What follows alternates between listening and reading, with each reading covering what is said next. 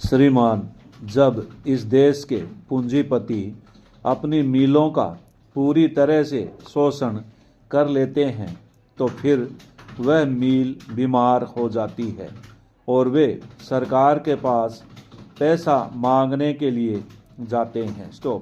बैंकों की यह जिम्मेदारी होती है कि वह मिलों को या उद्योगों को पैसा दे।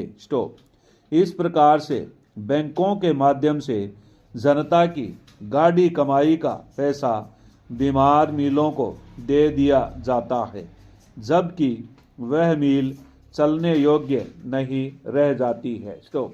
आज स्थिति यह हो गई है कि इन पूंजीपतियों को बिना किसी शर्त के पैसा दे दिया जाता है।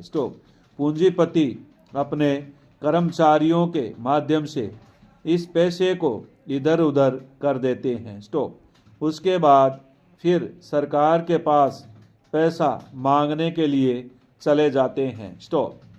इसके प्रमाण के रूप में मैं आपको कई मिलों के उदाहरण दे सकता हूँ। वहाँ के लोगों ने सरकार को इसकी जानकारी दी और आग्रह किया कि इन मिलों को ऋण न दिया जाए, लेकिन फिर भी बैंकों द्वारा उनको ऋण दिया गया और उसके 1 साल के बाद फिर वे मिलें बंद हो गई। इसलिए मैं सरकार से आग्रह करता हूँ कि सरकार ऐसी मिलों को अपने हाथ में न ले जिनके चलने की कोई संभावना नहीं है। यदि मजदूरों के हित में उसको लेना आवश्यक हो तो पहले उसकी जांच कर ले और उसके जिम्मेदार अधिकारियों को निकालकर उसका प्रशासन अपने हाथ में लेकर चलाए। अभी आप उस मिल को ले लेते हैं, फिर उसको चलाकर उनके मालिकों के हाथ में सौंप देते हैं, जो फिर इस मिल को बीमार कर देते हैं। अति आवश्यक होने पर ही मिलों को वापस उनके मालिकों को दिया जाए। अतः मेरा निवेदन है कि यदि आप किसी मिल को अपने हाथ में लेना आवश्यक समझते हैं तो उसको आप लीजिए, लेकिन उसको फिर उनके मालिकों को मत लौटाइए। अध्यक्ष महोदय, आपने इस बिल पर बोलने का जो मुझे मौका दिया है उसके लिए आपको धन्यवाद देता हूँ। इस सदन के बहुत से सदस्यों ने इस विषय पर अपने विचार प्रकट किए हैं, लेकिन मैं वित्त मंत्री महोदय का ध्यान इस देश की आम जनता की ओर खींचना चाहता हूँ। जब यह बजट वित्त मंत्री ने सदन में पेश किया तथा उसकी चर्चा समाचार पत्रों, रेडियो और यहाँ सदन में हुई, तब देश की जनता को इस बजट के विषय में जानकारी मिली। इस बजट में विषय में जब आम जनता ने सुना तो उसे बड़ी निराशा हुई। उसने समझा कि इस बजट से हमारे देश की अर्थव्यवस्था स्थिर नहीं रह पाएगी।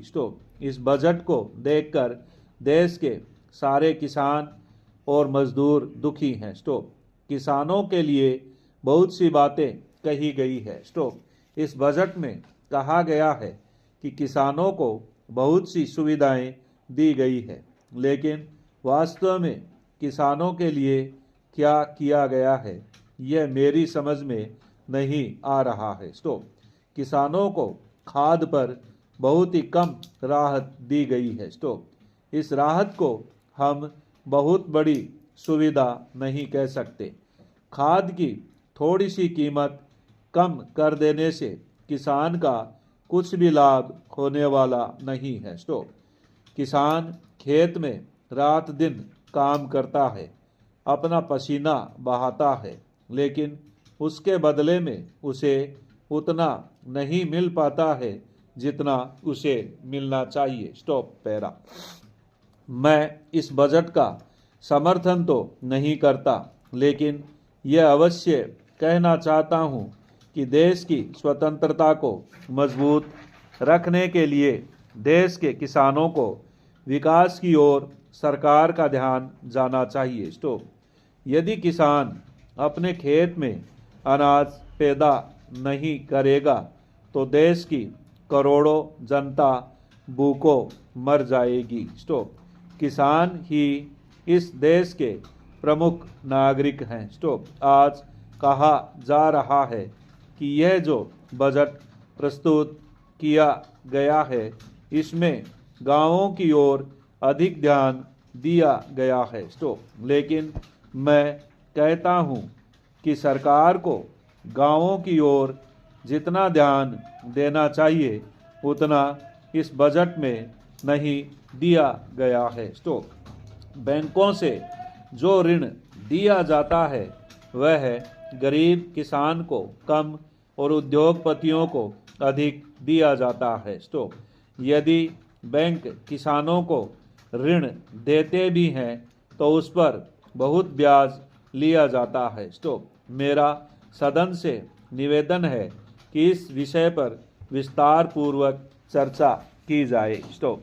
सभापति महोदय, इस देश के किसान को उसकी मेहनत का उचित दाम मिलना चाहिए, इस बात से इनकार नहीं किया जा सकता है। स्टॉप। मैं इस सदन का ध्यान इस बात की ओर दिलाना चाहता हूं कि जब जब भी किसानों को दी जाने वाली सहायता की बात कही जाती है तो यहाँ पर कभी भी कोई उचित निर्णय नहीं लिया जाता है। स्टॉप।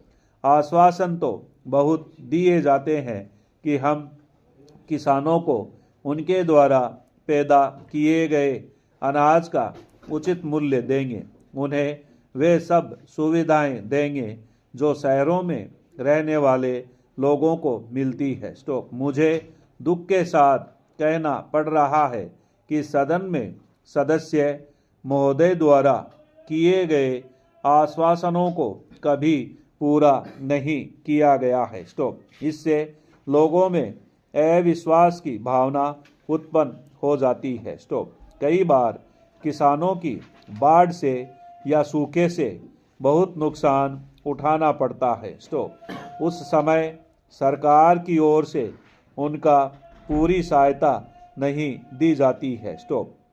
एक तरफ तो किसानों को उनके द्वारा पैदा किए गए अनाज का उचित दाम भी नहीं मिलता है और दूसरी ओर उनका बाढ़ और सूखे से बहुत नुकसान हो जाता है। स्टॉप। ऐसी स्थिति में हमारे देश के किसानों को बहुत कष्ट उठाने पड़ते हैं। स्टॉप। पैरा महोदय, महाराष्ट्र में किसानों के आंदोलन की बात हम सुनते हैं, यह बड़े दुख की बात है। स्टॉप। जहाँ तक मुझे मालूम है वहाँ के किसानों को बहुत सारी सुविधाएं दी गई है। स्टॉप।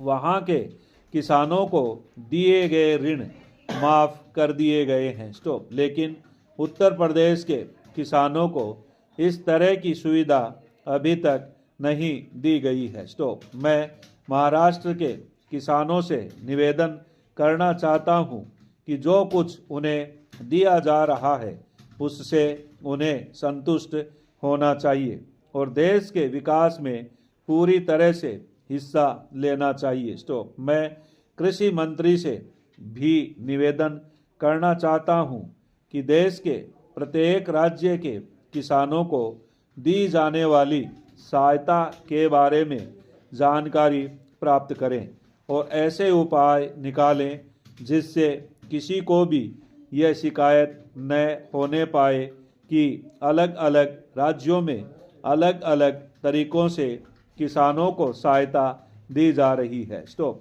मैं माननीय मंत्री जी का आदर करता हूं। स्टॉप। मैं समझता हूं कि उनके दिन में किसानों के लिए पूरी जगह है, लेकिन उनके लाभ की योजनाओं को भी अच्छी तरह से लागू करना होगा। Full stop.